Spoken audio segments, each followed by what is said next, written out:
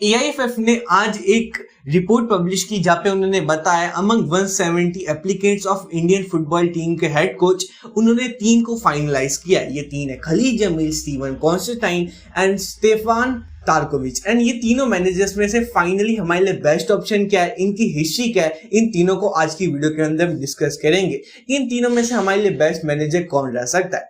सबसे पहले बात करते हैं स्टेफान तारकोविच की। स्टेफान तारकोविच एक स्लोवेकियन नेशनल फुटबॉल टीम को मैनेज करने वाले कोच है जिन्होंने 2020 के अराउंड किया था स्लोवाकिया को मैनेज। एंड उस टाइम के अंदर उन्होंने स्लोवाकिया को यूरोस के अंदर भी क्वालिफाई करवाया था। उस टाइम के अंदर स्लोवाकिया ने काफी अच्छा भी खेला था। यूरोस के अंदर उन्होंने पोलैंड को भी हराया था, जो कि स्लोवाकिया की एक हिस्टोरिक विन मानी जाती है। इसकी वजह से तुम बोल सकते हो कि तारकोविच एक बहुत ज्यादा अच्छा ऑप्शन है। उन्हें इंटरनेशनल टूर्नामेंट्स का, इंटरनेशनल का बहुत ज्यादा एक्सपोजर है, जिसकी वजह से वो इंडिया के अंदर आके भी अच्छा कर सकता है। लेकिन इससे पहले उन्होंने मैनेज किया था किर्गिस्तान को। एंड किर्गिस्तान को जिन्होंने अभी उन्होंने मैनेज किया था 2 साल के अंदर, उन्होंने काफी डिसेंट परफॉर्मेंसेस पुल ऑफ की थी, जहाँ पे वर्ल्ड कप क्वालिफाइज के भी 3rd राउंड तक पहुंचा दिया था, जो कि किर्गिस्तान ने अपनी हिस्ट्री के अंदर नहीं किया था। उसके अलावा एफसी एशियन कप के अंदर भी क्वालिफाई करवा दिया था आफ्टर 8 इयर्स। तो उनका दोनों ही जगह पे, इनसे पहले जहां पे वो किर्गिस्तान पे थे काफी डिसेंट, स्लोवाकिया के अंदर तो एक्सीलेंट, तो उनकी हिस्ट्री जो है करंट वो बहुत ज्यादा अच्छी है। अब सेकंड नंबर पे बात करते हैं स्टीवन कॉन्स्टेंटाइन की।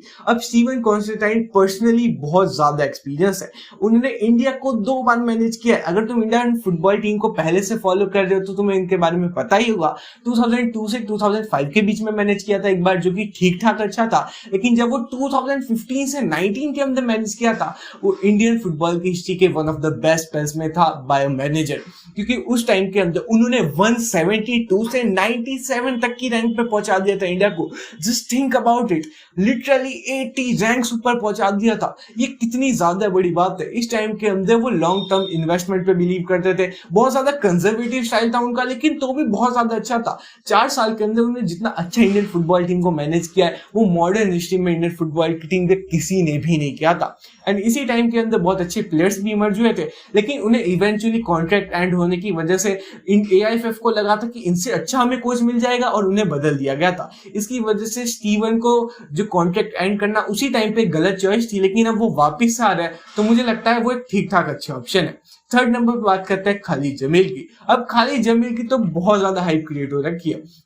जब मनोलो मार्केस को साइन करने जाए थे तब लोगों ने बोल दिया था खालिद जमील को साइन करो, लेकिन मनोलो मार्केस को कर दिया था। लेकिन खालिद जमील बहुत ज्यादा अच्छे ग्रास रूट्स को जाते हैं इंडिया के, क्योंकि उन्होंने आई लीग जीता है। वो पहले मैनेजर बने थे इंडियन मैनेजर जिन्होंने आई लीग जीती है, और उसी के साथ उन्होंने जमशेदपुर के साथ क्या क्रेजी रन दिखाए पिछले 2-3 साल के अंदर।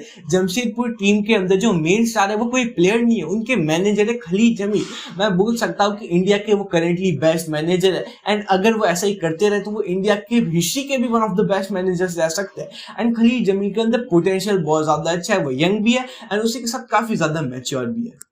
मैंने तीनों मैनेजर्स के बारे में डिस्कस कर लिया कि कौन से उनके प्रोज क्या है, उनके कॉन्स क्या है और उनकी हिस्ट्री कैसी रह चुकी है। लेकिन इन तीनों में से मैं प्रेफरेंस किसे देता हूँ सबसे पहले, और इन तीनों में से बेस्ट ऑप्शन कौन सा रहने वाला है उसे डिस्कस करते हैं।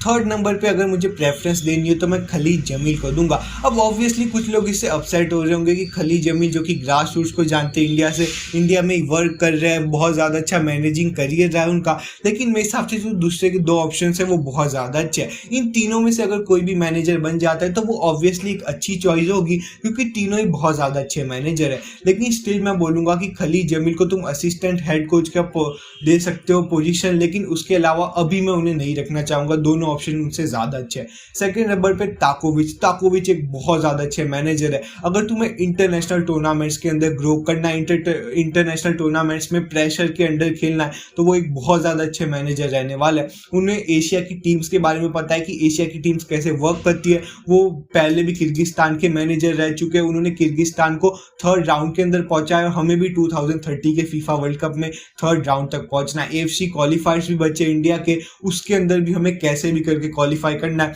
बहुत सारे इंटरनेशनल टूर्नामेंट्स अगले 2-3 साल के अंदर आ रहे हैं, जो कि इंडिया के लिए बहुत ज्यादा इंपॉर्टेंट रहने वाला है, इसलिए ये भी एक बहुत ज्यादा सॉलिड ऑप्शन रहने वाला है। लेकिन मैं 1st नंबर पे प्रेफरेंस अभी भी दूंगा स्टीवन को। अब स्टीवन इतने ज्यादा कमेंडेबल मैनेजर है, मैंने तुम्हें बताया 2015 से लेकर 19 तक सुनील चेत्री का उनमें पीक आया। चांगटे, थापा, महेश जैसे प्लेयर उनके अंडर ग्रो करे। उन्होंने यंगस्टर्स को इतनी ज़्यादा अपॉर्चुनिटीज़ दी। जो यंगस्टर्स अभी ISL के अंदर सबसे ज़्यादा अच्छा खेल रहे, जो इंडियन फुटबॉल के अंदर अच्छा खेल रहा है, वो उनके अंडर ही आए थे। उनका मैनेजिंग करियर प्रॉबेबली मैं इंडियन फुटबॉल की हिस्ट्री में 1960 के बाद गोल्डन पीरियड के बाद मैं उनका मैनेजिंग करियर सबसे ज़्यादा अच्छा बोलूँगा, क्योंकि 97 पे पहुँचाना वो अपना 100% इस जॉब के लिए देता है। उनके पास इसके अलावा जॉब भी नहीं है, क्योंकि 2050 से लेकर 90 तक उन्होंने इंडिया को कोच किया। उसके बाद उन्होंने ईस्ट बंगाल में खाली 1 साल कोच किया। उसके बाद वो कुछ पिछले साल से कोई भी टीम को कोच नहीं कर रहे। इसलिए मेरे हिसाब से स्टीवन एक बहुत ज़्यादा अच्छा ऑप्शन है। अगर तुम स्टीवन का पूरा देख लो कि वो कैसे खेलता है, उनका प्ले स्टाइल कैसा है, वो बहुत ही ज़्यादा सिंपल रखता है चीज़ों को, और मेरे हिसाब से वो लॉन्ग टर्म प्लानिंग के लिए बहुत ज़्यादा अच्छा है। प्रॉबेबली तुम 1 साल के अंदर 2 साल के अंदर रिजल्ट ना देखो, लेकिन अगर तुम लॉन्ग टर्म इन्वेस्टमेंट उनमें करते हो तो मेरे हिसाब से तुम्हें फॉर श्योर रिजल्ट दिखने।